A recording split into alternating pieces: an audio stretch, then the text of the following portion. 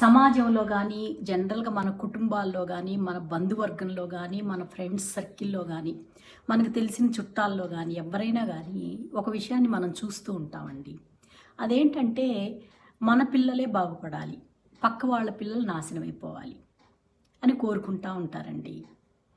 దానికి చాలా మానసిక రోగాలుంటాయి. లేదా చిన్నప్పుడు పెరిగిన పర్సనాలిటీలు, డిజార్డర్‌లుంటాయి అనుకోండి. అది సైకాలజిస్టులు చెప్పాలి. మనకు సంబంధం లేదు. కాకపోతే నా అనుభవం ఏం చెప్తుందంటే, మన పిల్లల కంటే పక్క వాళ్ళ పిల్లలు ఒక పెద్ద ఉద్యోగం వచ్చినా, మంచిగా సెటిల్ అయినా వాళ్ళు తీసుకోలేరండి. దాన్ని ద్వేషంగా మార్చుకుంటారు. క్రూయాలిటీ పెరిగిపోతుంది వాళ్ళల్లో. ఒక రకమైన ఈర్ష్య, అసూయ పెరుగుతుంది ఆ పేరెంట్స్‌లో. ముఖ్యంగా తల్లిలో చూస్తానండి. ఆడవాళ్ళలో చూస్తాను ఇలాంటి క్యారెక్టర్, ఇలాంటి డిజార్డర్ అనుకోండి ఒక రకంగా. పిల్లలు బాగా ఎదిగితే పేరెంట్స్ యొక్క స్థానం హై లెవెల్‌లో ఉంటుంది చుట్టాల్లో, బంధువర్గంలో అని వాళ్ళకి ఒక తప్పుడు అభిప్రాయం ఉంటుందండి. వాళ్ళు ఎంత ఎదిగితా గాని వాళ్ళ కుటుంబానికి సంబంధించింది. అంతేగాని పక్కన వాళ్ళకి సంబంధం ఉండదండి. కాకపోతే అనుకుంటారేమో మంచి పొజిషన్‌లో ఉన్నారు అని అనుకుంటారేమో. కానీ నలుగురిలోకొచ్చినప్పుడు నలుగురితో ఎలా ఉంటున్నారు నీ పిల్లలు? వాళ్ళతో ప్రేమగా ఉంటున్నారా? పెద్ద, చిన్న గౌరవిస్తున్నారా? అనేదే చూస్తారు గానీ, నీకెంత ఉద్యోగం ఉంది? నీకు ఎన్ని డబ్బులు సంపాదిస్తున్నావు? అనేది చూడరండి. ఫస్ట్ చూస్తారంతే. 2 రోజులు పోయిన తర్వాత అవన్నీ పనికిరావు. నీ వ్యక్తిత్వమే పనికొస్తుంది. ప్రపంచం చాలా పెద్దదండి. ఎవరికి టాలెంట్ ఉంటే వాళ్ళకి మంచి జీవితం ఏర్పడుతుంది.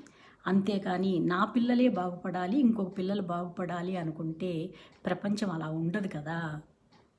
ప్రపంచాన్ని నువ్వు మారుస్తావా? నీ చేతిలోకి తీసుకుంటావా? నువ్వు కంట్రోల్ చేస్తావా? అలా కాదు కదా! అలా జరగవు కదా అసలు. వాళ్ళేం చేస్తారంటే మిగతా పిల్లలతో కూడా పోటీ పెడతారు. వాళ్ళ పిల్లలకి పోలిక పెడతారు. అప్పుడు ఆ పిల్లలు కూడా ఒత్తిడికి గురవుతారండి.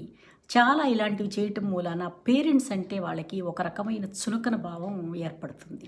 అది కూడా నష్టమే కదా వాళ్ళకి. చివరికి ఆ పిల్లలు ఏమవుతారంటే ఆ తల్లిదండ్రులకు దూరం అవుతారు.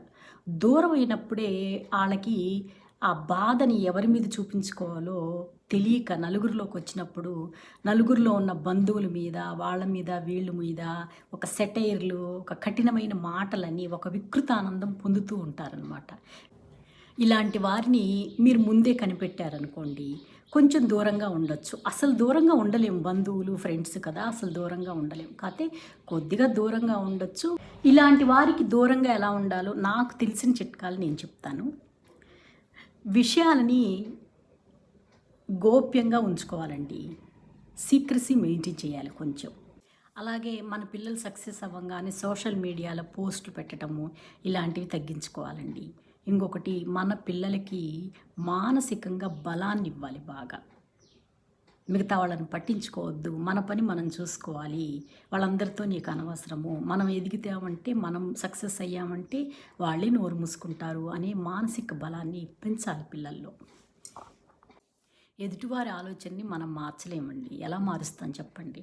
అందుకని మనల్ని మనం ఎలా రక్షించుకోవాలో ఆలోచించుకొని రక్షించుకోవటమే.